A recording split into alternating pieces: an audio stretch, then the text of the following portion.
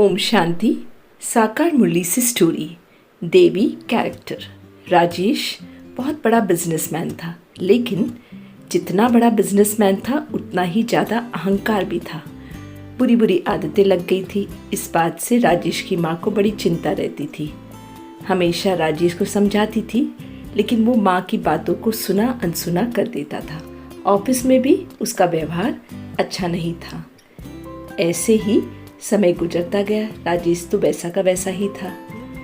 एक बार राजेश के बिजनेस में घाटा पड़ा, लेकिन इस घाटे का वो स्वयं को जिम्मेवार ना समझ औरों के ऊपर ब्लेम लगाता था।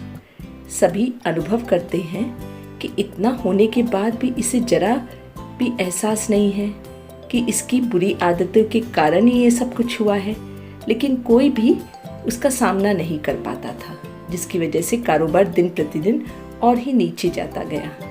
लंबे समय का नुकसान करने के बाद राजेश को रियलाइज़ हुआ कि मेरे ही कैरेक्टर में कुछ खोट है और अपने आप को एक जेल के कैदी की तरह महसूस करने लगा।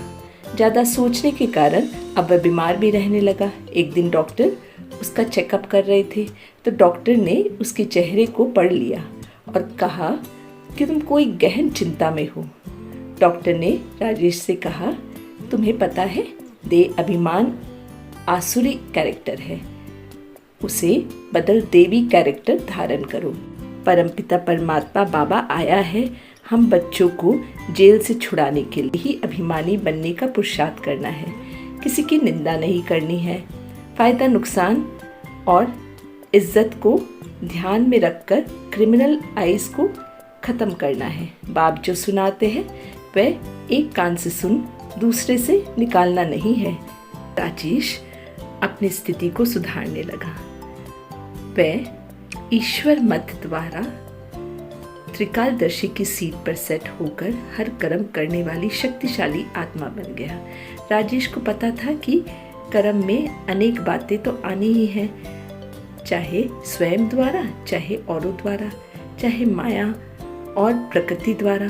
सब प्रकार से परिस्थितियां तो आएगी ही, लेकिन स्वस्थिति के सामने परिस्थिति कुछ भी नहीं है। सिर्फ हर कर्म करने से पहले उसके आदि मध्य अंत तीनों कालों को चेक करके समझ करके फिर कुछ भी करो तो शक्तिशालीपन परिस्थिति को पार कर लेंगे। इस कहानी से हमें ये शिक्षा मिलती है कि सर्वशक्ति व ज्ञान संपन्न बनना ही संगम युग की प्रारब्ध है। अच्छा, ओम शांति।